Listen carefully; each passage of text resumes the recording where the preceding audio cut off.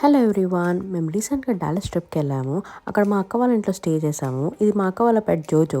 ఆ తర్వాత ఈవినింగ్ చాయ్ తాగడానికి వెళ్ళాము అండ్ ఇంకా చాలా థింగ్స్ ఎక్స్ప్లోర్ చేసాము. చాలా ఫుడ్ తిన్నాము అండ్ ఒక గృహప్రవేశం ఏమని కూడా అటెండ్ అయ్యాము. అండ్ ఈ బుడ్డుడు మాత్రం చాలా క్యూట్ ఉన్నాడు. ఆ తర్వాత కాన్సర్ట్కి వెళ్ళాము కార్తిక్ది.